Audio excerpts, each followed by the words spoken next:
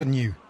Journalists and the plain curious have descended on Trump Tower, the centre of Donald Trump's business empire and his current home.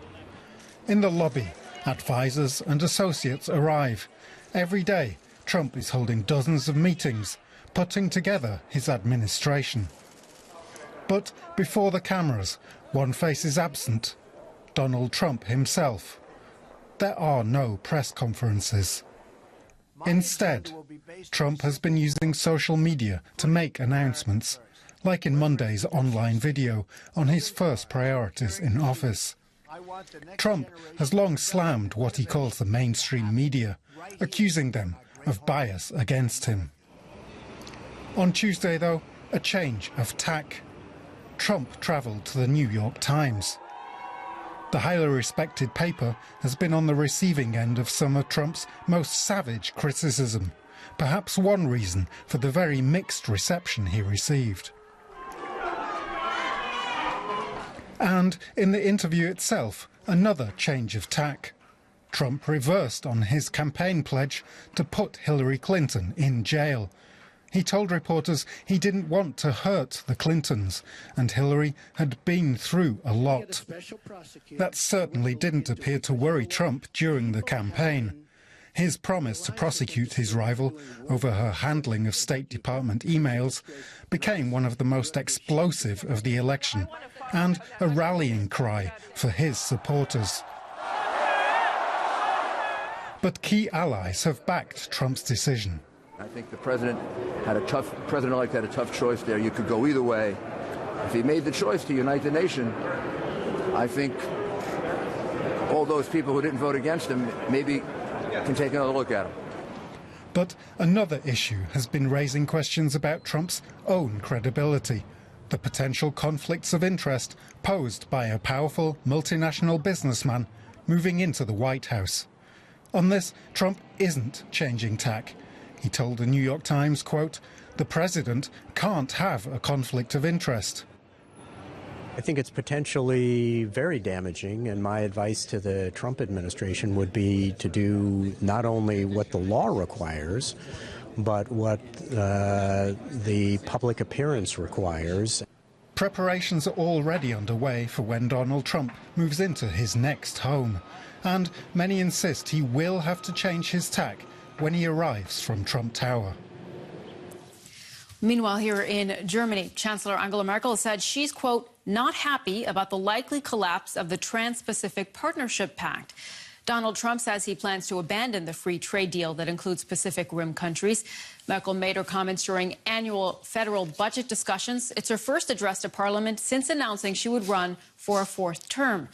Now, the opposition usually uses this annual debate as a chance to trade blows with the government. This time was no exception. Opposition politicians offered a taste of things to come with a federal election coming up in Germany next year, one that will have a big impact on Germany and all of Europe.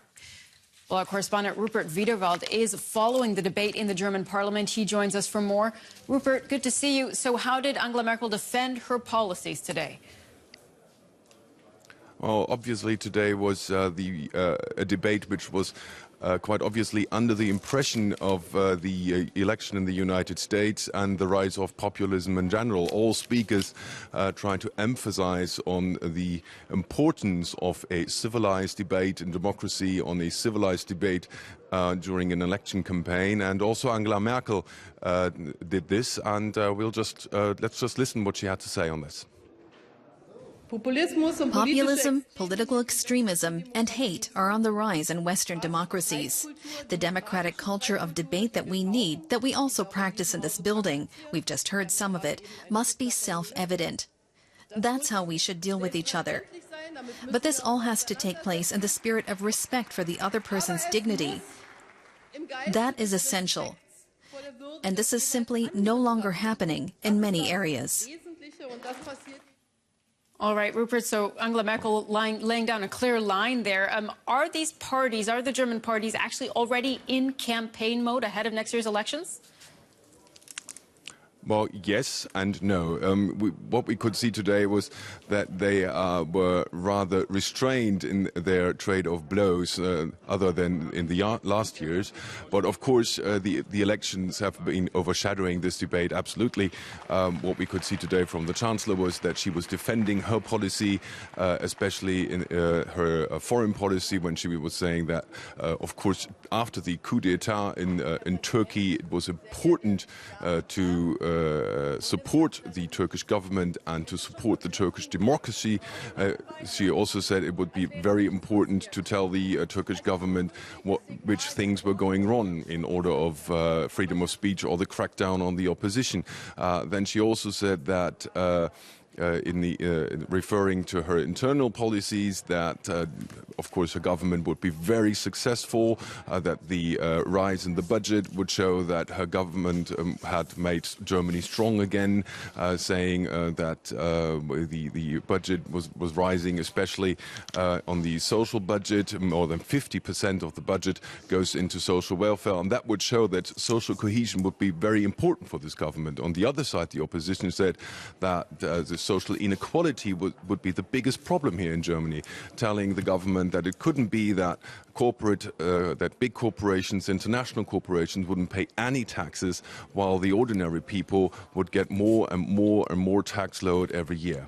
And Rupert, just very briefly, did the opposition criticize her refugee policy?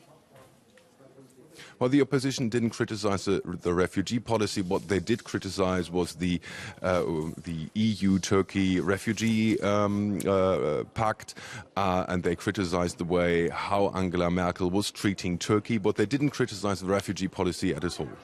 All right, Rupert Wiederveld for us at the German parliament. Thank you very much. The government in Colombia says it will sign a new peace deal with FARC rebels on Thursday. In an address to the nation, President Juan Manuel Santos said the agreement would then go to Congress for approval. That's after voters narrowly rejected an original deal in a referendum last month. Since then, FARC and the government negotiators have agreed to some 50 changes that they hope will make the deal acceptable. Critics say they aren't enough and are pushing for another referendum. All right, you're watching DW News. Still to come on the program. A court in Cambodia has upheld life sentences for 2 former leaders of the Khmer Rouge. We'll go live to Phnom Penh and find out more about the regime that murdered 2 million people in the 1970s. And pilots have gone on strike at German airline Lufthansa. Hundreds of flights and thousands of passengers are affected. And yesterday, its budget airline Eurowings was hit by a cabin crew strike. What's it all about? We'll find out. And don't forget, you can always get DW News on the go. Just download our app from Google Play or from the App Store. That will give you access to all the latest news from around the world, as well as push notifications for any breaking news. You can also use the DW app to send us your photos and your videos.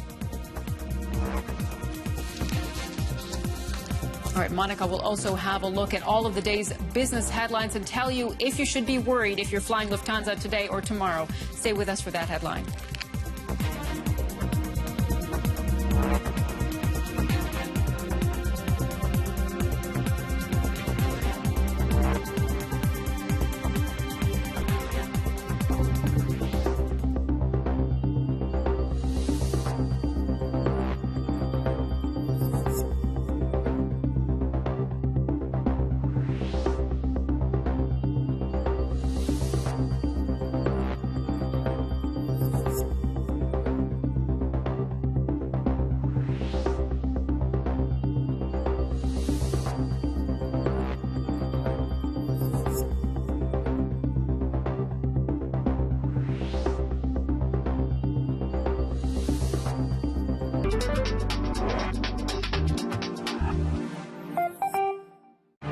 Freedom of expression, a value that always has to be defended anew.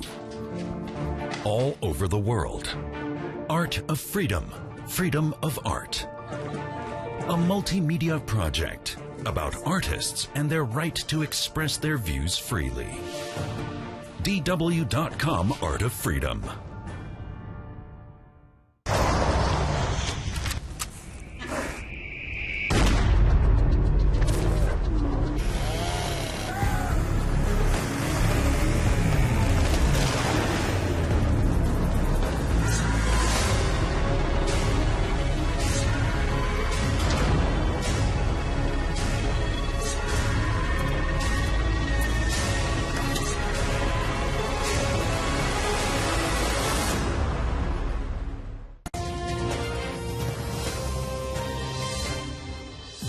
Welcome back. You're watching DW News. A quick reminder of our top stories at this hour. Syrian government forces are pushing deeper into rebel-held eastern Aleppo. Recapturing it would be a major victory for the government in the 5-year conflict. And Donald Trump has backed off his campaign claim that climate change is a hoax. Now he says it may be real, and he's given an interview to the New York Times, part of the establishment media he accused of lying.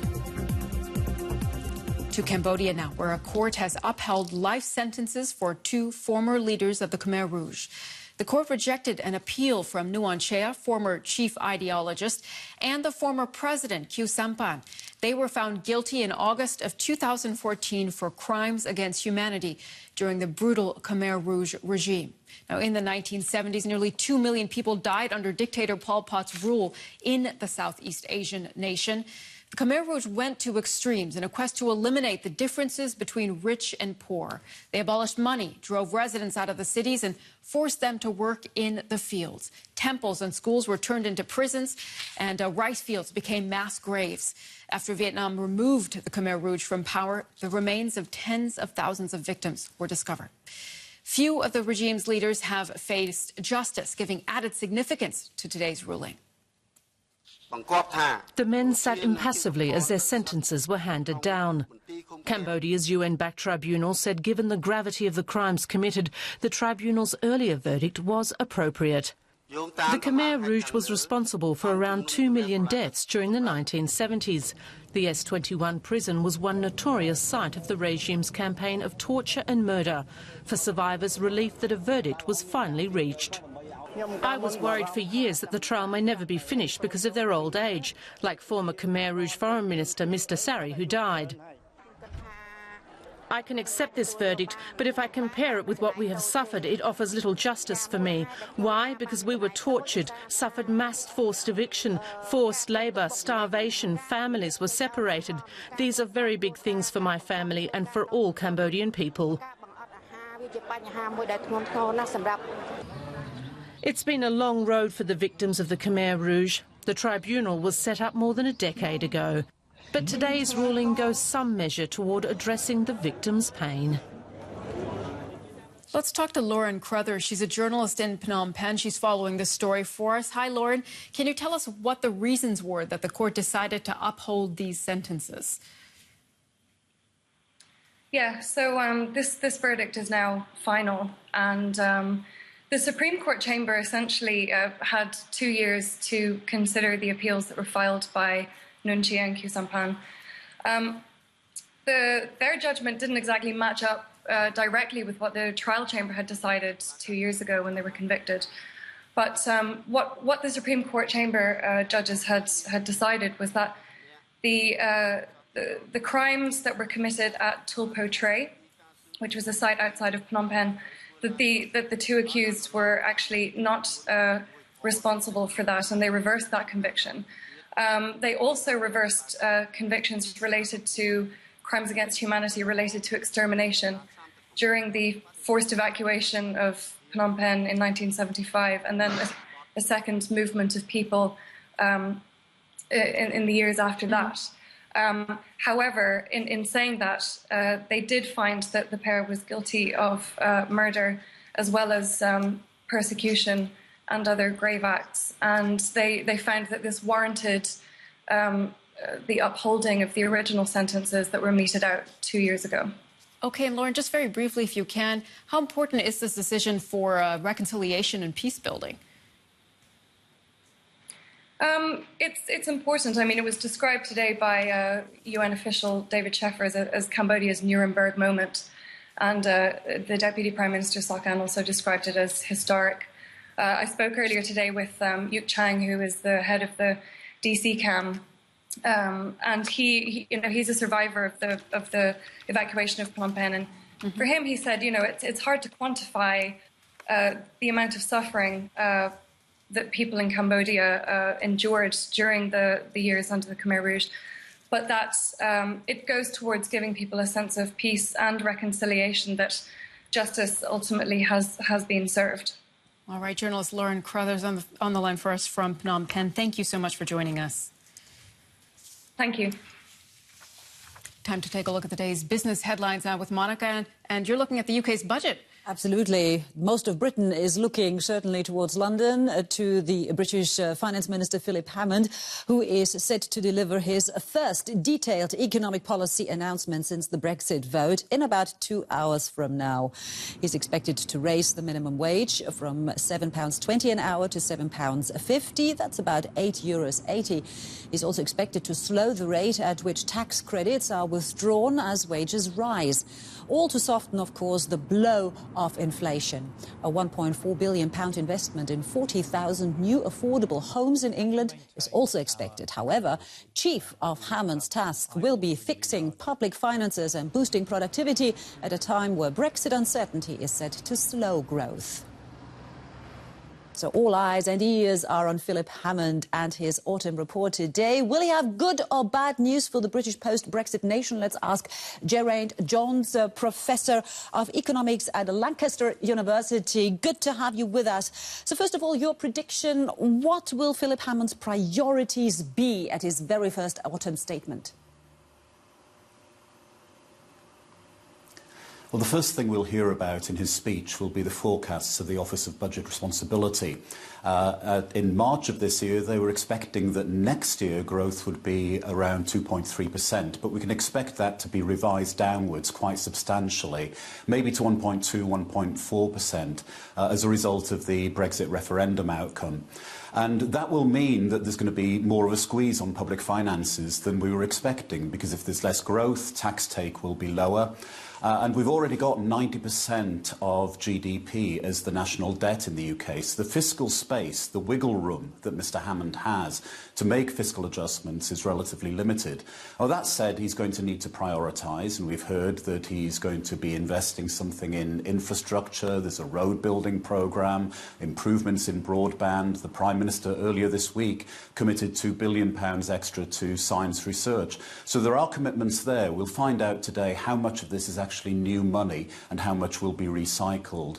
But one of the things that is going to be particularly important for Mr Hammond to do is to address the issue of equity and to look at how the just about managing families, as they're called, the JAMs, are going to be served by this autumn statement. Because the Brexit vote is widely seen as a protest vote against austerity. Europe kind of carried the can for that in terms of the views of the electorate. Right. And there's a kickback against that. And to address that, the Chancellor is going to need to do something to redistribute income somewhat. Because you talk about that particular part of society, I mean, the National Health Service was a huge topic for the left campaign. Will Philip Hammond have room to manoeuvre in order to contribute a bit more money to the NHS?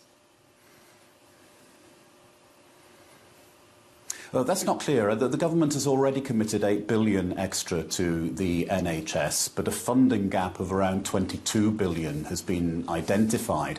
The National Health Service is hoping to make up some of that through efficiency savings, but it's by no means clear that it will be able to close the whole of that gap.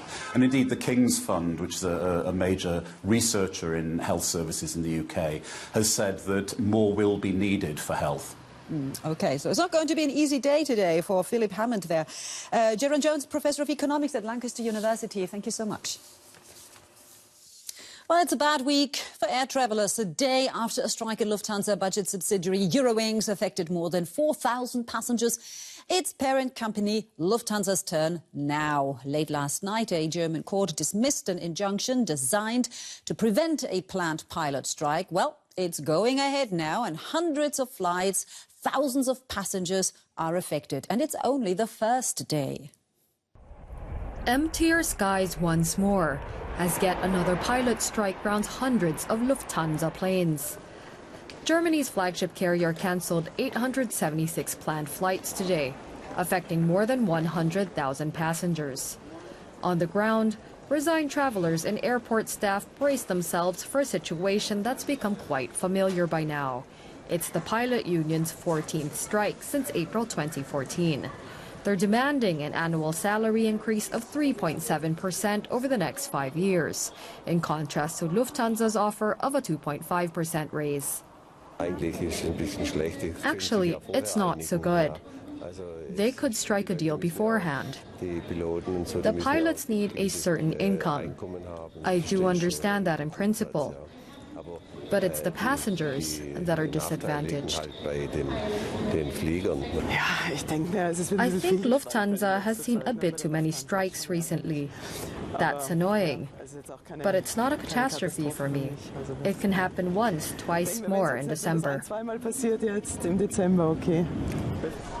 Lufthansa Group subsidiaries like Austrian Airlines and Swiss Airlines aren't affected by the pilot strike and are looking into whether they can use larger aircraft to accommodate more passengers. More quick fixes like these are in order. The strike is set to continue for a second day tomorrow. So we better stay here, Sumi. All right, thank you so very much, Monica. We just have time for a reminder of our top stories at this hour. Syrian government forces are pushing deeper into rebel-held eastern Aleppo. Recapturing it would be a major victory for the government in the 5-year conflict. And Donald Trump has backed off his campaign claim that climate change is a hoax. And he's given an interview to the New York Times, part of the establishment media he accused of lying. You're watching DW. Head to our website, dw.com, for all the latest news and information around the clock. We're back in half an hour. See you then.